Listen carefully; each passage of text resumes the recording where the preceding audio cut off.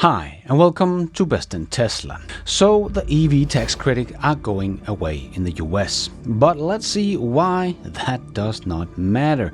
Because EVs in the premium segment are already the logical choice. Not just for eco-friendly standpoint, driving a car that doesn't spit out toxic gases in our cities.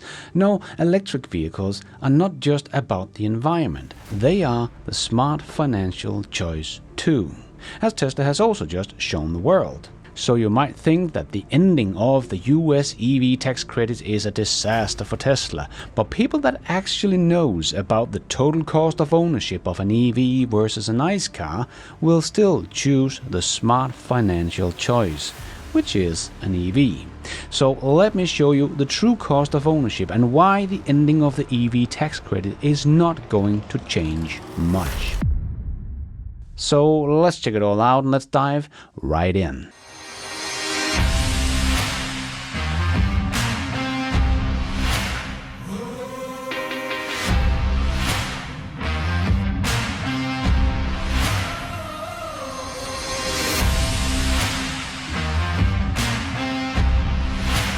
So, we are hearing people trying to tell us that Elon Musk is upset because of losing the EV tax credit. But that is just a straight up lie, as all of us that follows Elon for many years know that Elon has said many years ago that we don't need EV incentive, get rid of all subsidies, but also for fossil fuel. We don't need the $7,500 tax credit. I would say, honestly, I would just can this whole bill. Don't pass it. That's my recommendation.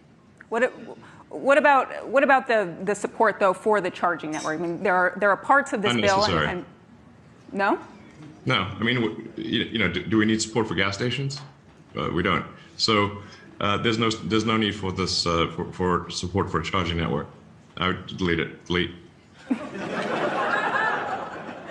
Okay. All right. I'm literally saying get rid of all subsidies. But also for oil and gas. Don't forget that global subsidies for the fossil fuel industry reached a record $7 trillion in 2022, according to the International Monetary Fund. This amount represents approximately 7.1% of the global GDP for that year. So anyone saying that EV incentives are unfair don't really get the whole picture and don't know what the hell they're talking about. According to studies, the global subsidies for fossil fuel industry are approximately 600 times larger than those for the EV industry based on the 2022 figures. So the only reason I can think of we should have EV subsidies is because otherwise, it's pretty unfair with the $7 trillion spent on the fossil fuel industry every year. But subsidies for EVs are not needed, as Elon has pointed out many times before. And doing what I do with all these videos on EV revolution, I of course get a lot of comments about EVs are not the future and so on. And I had some people that wanted to show that to me because the UK EV sales didn't grow much in 2023 or in Germany in 2024. But as I tried to show, that was because of the government had just ended the EV subsidies. And what happens then is just up to that end of the EV subsidies, a lot of people are buying EVs to get the last incentive. And then it takes some time for EV sales to normalize, as many people will feel like the EVs just got a lot more expensive than they were just months ago. But as I said back then, it will pick up again, as there is nothing stopping the EV revolution that is happening, as EVs is basically better in every single way as your daily driver. And one of these ways is also the financial side. No, we don't have the very affordable models here in Europe or in the US just yet, but in the premium segment, like Tesla is in, Tesla is already the sensible choice. Electric vehicles are not just about the environment, they are the smart financial choice too. Tesla also just made this nice little ad about it in China. Tesla's marketing video highlights the Model Y's 63% lower total cost of ownership compared to the BMW X3 in China, emphasizing long-term savings on fuel, maintenance and other expenses. So this is exactly what we've been saying they should show if they should do advertising, so that's nice to see, educating people about the advantages of an EV over an ICE car.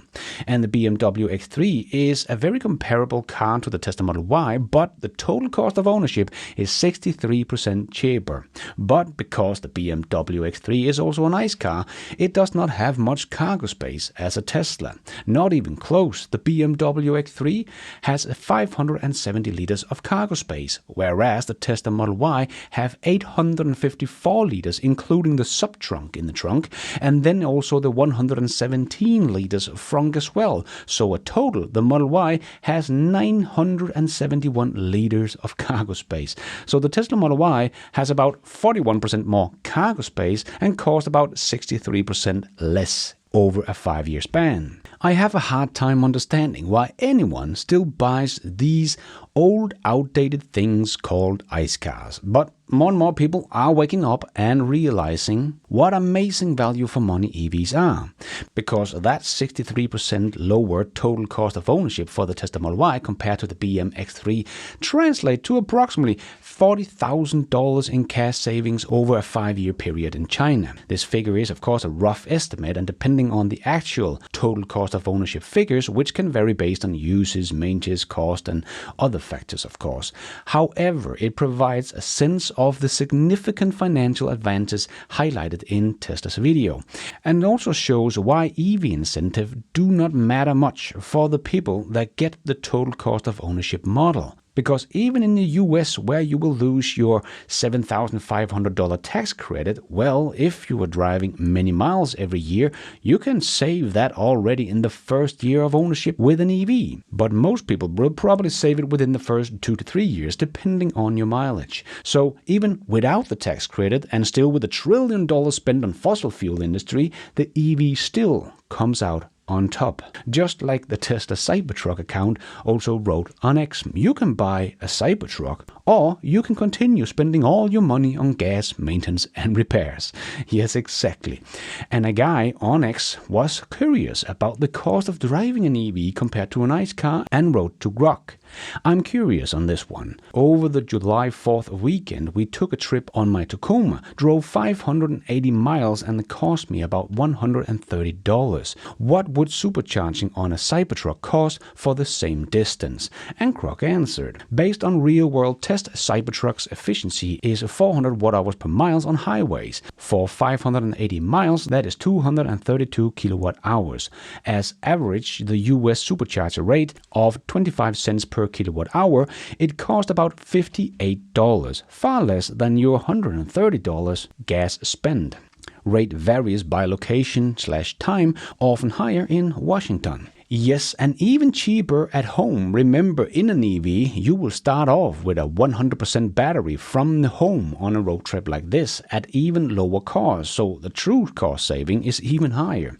So just imagine what kind of savings a whole country will do when everyone goes EVs compared to ICE cars.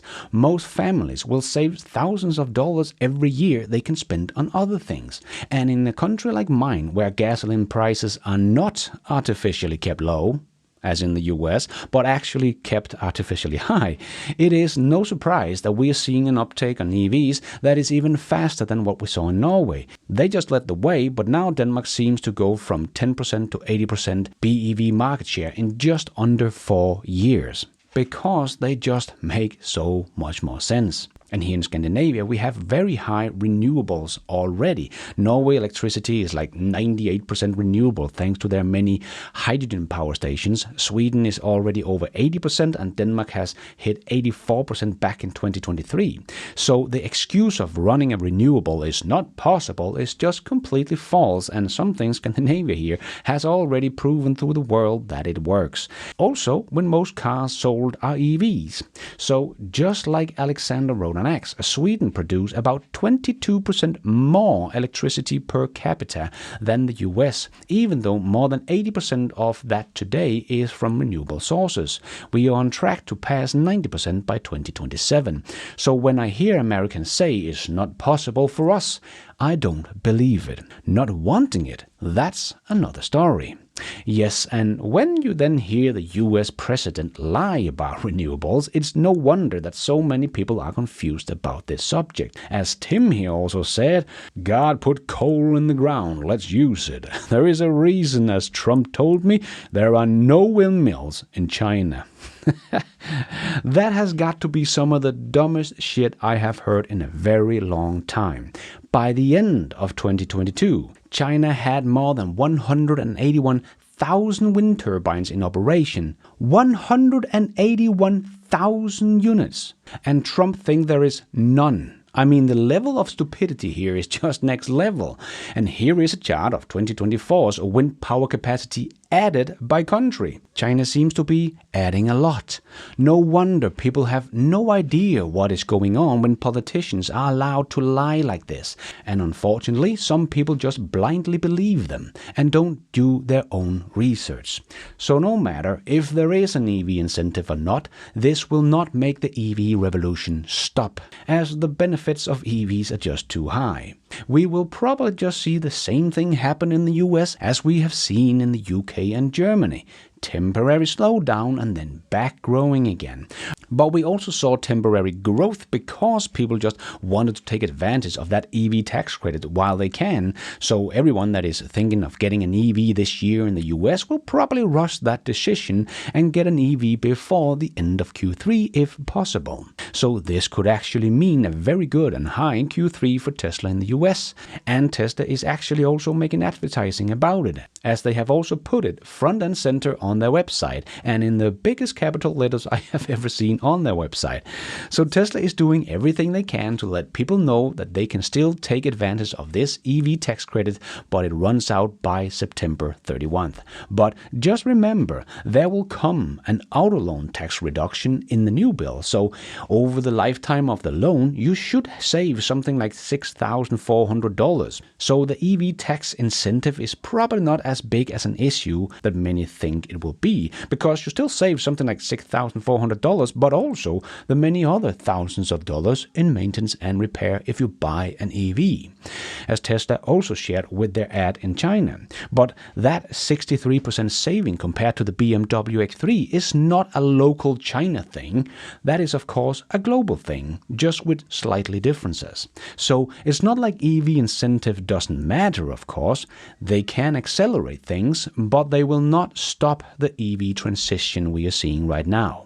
And yes, they will hurt Tesla sales short term, but they will hurt the other OEMs even harder, as they are already losing money on selling EV. Tesla is really the only one making any money selling EVs. So there might be a lot of competition for the revenue in the EV industry, but Tesla still seems to be sitting on basically 100% of all profits. Just like we saw with Apple back in the days when they had 100% of the profits in the smartphone market. That is no longer the case, but even today, Apple sits on something like 80% of the profits with only 20% of the market share. I think we could see something similar with Tesla, especially as Tesla becomes more and more like Apple, where the cars are just the hardware they need to sell, but Apple's App Store and service are where the real money is for Apple. And the same will probably come true for Tesla when Tesla launches their unsupervised full self-driving in the US and their robotaxis become a platform for advertising and delivery service, not just for humans, but package during the night and so much more. So Tesla is not just selling EVs, they are changing the whole automotive industry. So sure, people might think, including the US president, that Elon Musk is angry about the EV tax credit, but they would be wrong. The EV tax credit will hurt others much more than it will hurt Tesla, and Tesla has so much going for it than just selling EVs or cars in general.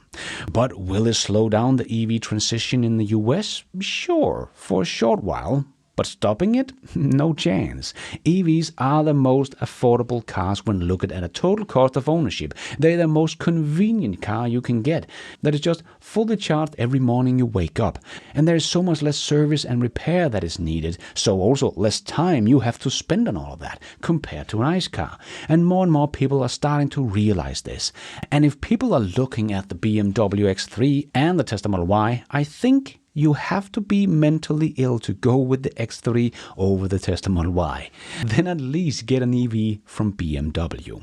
But the Model Y is just such a good overall car, it's hard to argue why you should not get that over anything else. Well, in China they do have some nice alternative, but in Europe and the US the competition might be there, but it's not really that good. And that is why we here in 2025, even with Tesla sales being down because of the refreshed Model Y, still sits with about 44% of the BEV market in the US. They even went up from 43.5% in Q1, even though some so-called experts said back in 2022 that it would probably only be like 24% in 2025.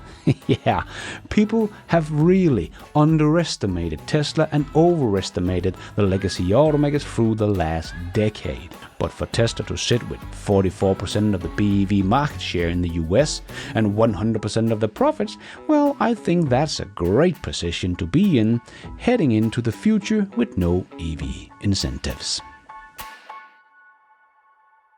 And thank you for watching. And until next time, take care out there and be nice.